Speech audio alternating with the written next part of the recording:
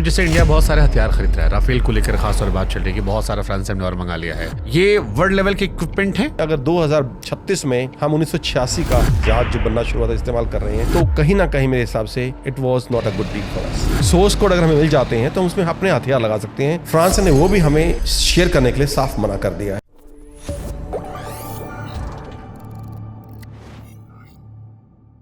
अभी जैसे इंडिया बहुत सारे हथियार खरीद रहा है, राफेल को लेकर खास तौर बात चल रही है कि बहुत सारा फ्रांस से हमने और मंगा लिया है। रूस से हम समझौता कर रहे हैं, अमेरिका से हमारी डील चल रही है। ये वर्ल्ड लेवल के इक्विपमेंट हैं जो हम अब लेते जा रहे हैं, नई बढ़ती हुई टेक्नोलॉजी के हिसाब से मैं कंपेयर कर रहा हूँ।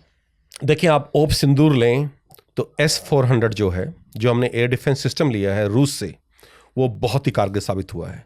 अगर कोई भी पाकिस्तानी जहाज़ या मिसाइल्स अपना कोई जो टारगेट है जो नुकसान है यहाँ नहीं पहुँचा पाया, S-400 को उसका बहुत बड़ा श्रेय उसको जाता है। तो it's a very good deal and now we are trying to have S-500 also which is a very good deal. As far as Rafale is concern, I am not in full agreement with that because I have seen now around the world कि किस तरह की developments हो रही हैं। Now is the age of unmanned platforms. Manned platform कुछ रहेंगे लेकिन ज़्यादातर जो है अनमैन्ड प्लेटफॉर्म्स हो जाएंगे। और हवाई जहाज़ में भी अब जितने हैं जो बड़ी आर्मीज़ हैं या जो टेक्नोलॉजी के एडवांस मुल्क हैं, सारे के सारे अनमैन्ड प्लेटफॉर्म्स पे पूरा जोर है उनका। Even countries like Turkey, they have recently used a unmanned aircraft to shoot down a 4th generation manned aircraft. तो उस लेवल तक डेवलपमेंट हो चुकी है टेक्नोलॉजी में। उस स्टेज पे आके जब हमें इतना सारा टेक्नोलॉजी इतनी जल्दी डेवलप हो रही है, तो एक 4.5 जनरेशन एयरक्राफ्ट जो कि 1989 से बनना शुरू हो गया था और जो सर्विस में है, तो और ये अगले 10 साल तक हमें मिलता रहेगा। तो सोचें, अगर 2036 में हम 1986 का जहाज जो बनना शुरू हुआ था इस्तेमाल कर रहे हैं, 50 साल पुराना, तो कहीं ना कहीं मेरे हिसाब से it was not a good deal for us. Rafale का सौदा घाटे का सौदा है भविष्य के। अगर कुछ ऐसे क्लॉज हैं इसमें जो आम पब्लिक को नहीं पता, जो पब्लिक डोमेन में नहीं है, तो मैं कह नहीं सकता। शायद हो सकता है गवर्नमेंट ने कुछ ऐसी डील की हो जो आम डोमेन में नहीं है, पब्लिक डोमेन में लोगों को नहीं पता है, जिससे हमें कुछ टेक्नोलॉजी ट्रांसफर होने वाला है। लेकिन जो सोर्स कोड है जहाज के, वो हमसे वो भी शेयर करने को तैयार नहीं है। तो मुझे नहीं लगता कि हमें कोई एडवांटेज मिली है। सोर्स कोड अगर हमें मिल जाते हैं तो हम उसमें अपने हथियार लगा सकते हैं जो हमने हिंदुस्तान में इंडिजिनियसली बनाए हैं। फ्रांस ने वो भी हमें शेयर करने के लिए साफ मना कर दिया है। अगर हमें सोर्स कोड भी नहीं मिल रहे हैं उनके 4.5 जनरेशन एयरक्राफ्ट जो 2036 तक हमें मिलेगा, मैं इससे सहमत नहीं हूँ। इंडियन आर्मी में करप्शन है। देखिए, अब आप मुझे मरवाएंगे बोल के कि मैं हाँ बोलूंगा तो मुझे इतने मेरे फौज के अंदर मेरे यार दोस्त हैं, सब मैं वहीं से पला बड़ा हूँ। काफ़ी लोग मुझे इस चीज़ के लिए वो करेंगे, लेकिन हाँ, फौज में करप्शन है और सर्विसेज में बहुत ज़्यादा करप्शन है। किस लेवल पे, कैसे करप्शन? लेवल मैं नहीं जानता क्योंकि मैं उसे किस तरह करप्शन? मैं कार रिलीज करता था। मैंने जो red D Himalaya car rally होती है उसमें 2006 में मैं रनर्स अप भी था एक्सट्रीम कैटेगरी में। वो बार बार प्रॉब्लम आ रही थी उसके अंदर ना, तब मुझे जो EME के ऑफिसर होते हैं, जो फौज में एक महकमा है जो रिपेयर करता भी गाड़ियों को, सारे कॉन्ट्रैक्ट्स लेता है, बाहर से चीज लेता है, तो वो एक बंदा कहता है, मुझे एक कॉन्ट्रैक्टर बता रहा है जो ग्रीस सप्लाई करता है फौज को, ग्रीस कहता है हम ये सारी जो बिल्कुल थर्ड के नकली ग्रीस दे रहे हैं, मुझे तो हैरानी है कि फौजी गाड़ी से वो चल कैसे रही हैं और वो जो प्रोक्योर कर रहे हैं पता है क्या आ रहा है। तो है करप्शन, है सप्लाईज में करप्शन है, चाहे ऑर्डिनेंस हो, सप्लाई को सर्विसेज हो या EME हो, इनमें है। और हम काफ़ी जब से हमने फौज ज्वाइन की थी, यंगस्टर थे, जब लेफ्टिनेंट कैप्टन थे, तब से सुनते आ रहे हैं उनमें।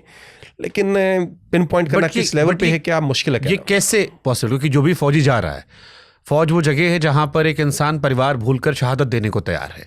फौज वो जगह है जहाँ घर परिवार सब छूट जाता है, सिर्फ देश का हित आगे रहता है। तो जहां पर इतना डेडिकेशन लेवल हो कि आपकी जिंदगी की परवाह नहीं है भारत माता के झंडे के आगे, वहां पर फिर ये करप्शन कैसे इतने सालों से पला बढ़ा है? क्योंकि हर दूसरी फिल्म में दिखाया जाता है, हम फिल्मों के जरिए भी देखते हैं, कहानियों में भी सुनते हैं।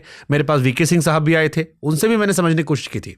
और राजीव गांधी जी के ज़माने से लेकर अब तक हर बार ऑपोजिशन जो है वो आरोप लगाता है कि ये जो डील हुई इसमें इतना पैसा खाया गया, इतना पैसा इधर गया। How is it possible then? देखिए, 2 चीज़ बताऊंगा आपको मैं। पहली चीज़, बोले हर कोई डेडिकेटेड है। फौज में जब भर्ती होते हैं ना, अफसर हैं, जवान हैं, आपको बोला था आप चूज़ करें आप किस महकमे में जाना चाहते हैं फौज के अंदर। फौज में लड़ाई के महकमे हैं, इन्फेंट्री है, आर्मर्ड है, आर्टिलरी है जो जाके फ्रंट पे लड़ते हैं दुश्मन के आमने सामने, फिर कुछ महकमे जो पीछे रहते हैं। आपको दाल चावल सप्लाई करना, आपका राशन सप्लाई करना, आपको हथियार सप्लाई करना, कपड़े सप्लाई करना, आपकी गाड़ी रिपेयर करना, ये लोग फेस टू फेस कभी नहीं आते लड़ाई में। हाँ, मुश्किल कंडीशन में पहुंच सकते हैं, इनको बमबारी हो सकती है, खतरा इनको भी रहता है, लेकिन आमने सामने की लड़ाई में कभी इनका मतलब वो नहीं होता। बहुत से लोग हैं जाके सीधा यही ऑप्ट करते हैं कि हमें सप्लाई कोर में जाना है, हमें ऑर्डिनेंस में जाना है, हमें एम में जाना है। वो कभी ऑप्ट ही नहीं करते, डरते हैं किस तरह हमारा नाम इन्फेंट्री में ना आ जाए। तो ऐसा नहीं, मैं नहीं बोलूँगा कि हम कहीं दूध के धुले हैं, कि ऐसे हैं कि हर कोई आता है कि मैं लड़के देश के लिए शहीद होने के लिए आया हूँ। बहुत से लोग हैं जो सिर्फ नौकरी के तौर पे आते हैं। दूसरा जो आपने बोला कि बड़ी बड़ी डील हमने करप्शन सुना है, हम छोटी डील क्यों नहीं करते हैं? जैसे मैंने आपको पहले बताया, हमारे देश की फौज की रीढ़ की हड्डी वो है इन्फेंट्री। जब तक दुश्मन की जमीन इन्फेंट्री जवान के बूट के नीचे नहीं होगी, जीत पक्की नहीं होती है। चाहे आप कितने बम गिरा लें जहाज़ों से, कितने आपके शिप्स जहाज जो है समुद्र में बमबारी करते रहें, पूरा पाकिस्तान तबाह कर दें, चीन तबाह कर दें, जब तक इन्फेंट्री सोल्जर वहाँ पहुँच के ज़मीन अपने बूट के नीचे नहीं रखेगा, जीत पूरी नहीं हुई है।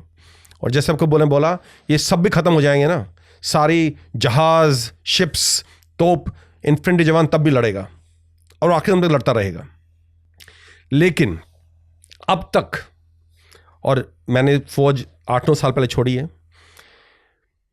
सेकंड लेफ्टिनेंट से लेके लेफ्टिनेंट कर्नल तक जो भी 20-25 साल जो मैंने नौकरी की है, हमारे पास बेसिक इक्विपमेंट नहीं था। अभी भी नहीं। अभी मैं जाऊँ देखता हूँ, आप किसी भी ग्रेड 1 आर्मी को देखेंगे ना, first army, they will all have knee pads, they will all have goggles, they will all have quality helmets, they will all have Kevlar wastes. हमारे पास वो अब भी नहीं है। और ये चीज़ें जितना आप एक एयरक्राफ्ट कैरियर पे खर्च कर रहे हैं ना पैसा, सिर्फ एक एयरक्राफ्ट पे जितना जो $1 बिलियन आप लगा रहे हैं, उसमें आप पूरी इन्फेंट्री को अच्छी से इक्विप कर सकते हैं।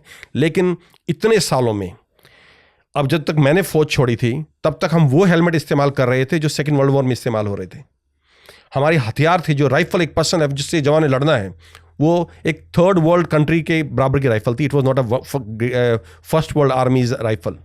None of them had a bullet proof vest. अभी भी नहीं है 80% फौज के पास बुलेट प्रूफ वेस्ट नहीं है, जो हर आर्मी में होता है। नी पैड्स वगैरह तो भूल ही जाइए, ये तो मतलब बात ही नहीं, इसको जिक्र नहीं है। गॉगल्स वगैरह छोड़ दीजिए इनको, कि दिखावे के लिए है। तो आपका जो बेसिक जवान है जिसने लड़ाई आखिरी दम तक लड़नी है, उसको आप ढंग से इक्विप नहीं कर पाए। और फिर आप बातें सारी ये एयरक्राफ्ट कैरियर्स, रफाल्स और ये डील्स वो डील्स, अब क्यों ये सब बातें होती हैं और क्यों ये लोअर लेवल की जो हमारे जनरल्स बनते हैं, क्यों आज तक वो प्रोजेक्ट नहीं कर पाए कि इन जवानों को हमें बेसिक इक्विपमेंट दिलाना है? नहीं दिला पा रहे हैं। क्यों नहीं दिला पा रहे? कैप्टन नहीं बोल सकता, ये मेजर नहीं बोल सकता, ये जनरल्स को बोलना है ना। क्यों नहीं बोले वो आज तक? बट जो जनरल ऊपर तक गया है, हाँ, क्या वो इतना डिस्कनेक्टेड है नीचे वालों से? देखिए, डिस्कनेक्टेड एक चीज या है। वहां पर भी नंबर गेम है कि आप ऊपर जाएंगे अगर आप फेवरेट हैं, नहीं हैं? देखिए, अगर आप अब बोलेंगे कि भाई आप हमें एक लिस्ट दे दीजिए और जनरल हम चूज करेंगे, आर्मी कमांडर हम चूज करेंगे, तो फिर नंबर गेम तो आएगा उसमें, क्वालिटी डिटीरिएट होगी। और जहां तक ये प्रेजेंट गवर्नमेंट है, जहां तक इनका इंटरफेरेंस है, मुझे लगता है इनकी कहीं ना कहीं एक, और ये इस गवर्नमेंट का नहीं है, हर गवर्नमेंट से, कांग्रेस गवर्नमेंट थी, कोई भी हिंदुस्तान में ये चीज़ पसंद नहीं करता कि एक जनरल खड़ा के बोले सर हमें ये चाहिए और हमारी ज़रूरत है और ये होना चाहिए। वो चाहते हैं जो हमने बोल दिया एक बार, जनरल की बात सुन ली, हमने कहा ठीक है हम करेंगे, दोबारा हमारे सामने खड़ा होकर बोल ना सके, रिक्वेस्ट करे। रिक्वेस्ट तो करते ही हैं कि उसके बाद जो हमने बोल दिया चुपचाप उसे मान लें। हम अभी तक हम जो है जनरल मानेकशॉ की किताबें पढ़ते हैं, हमें यहाँ पे जनरल सुंदर जी की बातें करते हैं, उसके बाद हमने किसी जनरल का नाम सुना ही जो खड़ा उसके गवर्नमेंट सामने कि ये हमारी क्रिटिकल रिक्वायरमेंट है और हमें चाहिए, ये नहीं सुना हमने नाम ना। और अगर ये हालत आ कि 5 का पैनल दीजिए हम एक चूज करेंगे, तो शायद सुनेंगे भी नहीं। नरवड़े साहब की भी किताब आई जिसको लेकर काफी वो रिटायरमेंट के बाद आई, जिसपे बैन भी अभी लगा हुआ है। बैन कहें क्या, होल्ड कर दिया गया है, रिलीज नहीं की गई। उसमें 2 बातें लीक हुई जो बाहर आई। उसमें एक बात अग्निवीर को लेकर थी कि फौज तैयार नहीं थी, बट एज अ जर्नलिस्ट जो मैंने कवर किया, या आपने भी सुना होगा उस दौर में, क्योंकि उसी दौर की खबरें जी, उसमें कहा गया था कि आर्मी का पुराना ड्राफ्ट है जिसको बाद में एग्जीक्यूट किया गया, और ये आर्मी का ही प्रपोजल था, हमने एग्जीक्यूट किया। और दूसरा जो लड़ाई हुई चाइना से, उसमें कहा गया कि जब पूछा गया नरवड़े साहब की तरफ से क्या किया जाए, तो कहा गया जो आप सोच ले। उन्होंने कहा यह जिम्मेदारी से बचने का तरीका था। रिटायरमेंट की बात किताब है, किताब पब्लिश नहीं हुई है, बट इन दोनों घटनाओं को आप कैसे देख रहे हैं? क्योंकि ऐसा लोग कह रहे हैं कि ये भी पहली बार हो रहा है कि किसी जनरल ने सब बातें लिख दी, आमतौर पर तो ये बातें आती ही नहीं थी। जनरल खत्म हो गया ना, अभी तो जनरल तो बन गया ना वो। ये तो रिटायरमेंट की बात है. Why didn't you talk about it when you were service? If you are a commander of the Indian Army, 1.1 million strong army, why didn't you talk about it when you were in service? अब retirement क्योंकि आपको कुछ मिलना नहीं है अभी. आपने उस वक्त क्यों नहीं बात की इसके बारे में? दूसरी बात, मैं आपको ये अंदर की बात बताता हूं. जब ये जो ये आप ये अग्निवीर की बात कर रहे हैं, एक कमांडर्स कॉन्फ्रेंस होती है जिसमें सारे आर्मी कमांडर्स आते हैं, चीफ आता है. मुझे खुद जिसने बताया, जो उसमें उपस्थित था, उसकी बताई बात बता रहा हूं कि सारे army commanders, everybody was against Agniveer. All army commanders were against this. And then they were told by chief that this are the orders from prime minister and we have to implement this and let's agree to this. And then everybody agreed. अगर ये generals वहां तक पहुंचे हैं, उन्होंने क्यों compromise किया उसको? क्यों नहीं बोला कि नहीं हम इसके खिलाफ हैं? क्यों नहीं लिख के दिया हम खिलाफ हैं इस चीज के? रिटायरमेंट के बाद बोल रहे हैं हम, क्या फर्क पड़ता है उसका? उस टाइम क्यों नहीं बोला नरवल साहब ने कि हम इसके खिलाफ हैं? बट ये थ्योरीज आती है कि 45 साल से डिमांड इसकी थी, मांगा किसी ने नहीं, हम भी रहे हैं ना.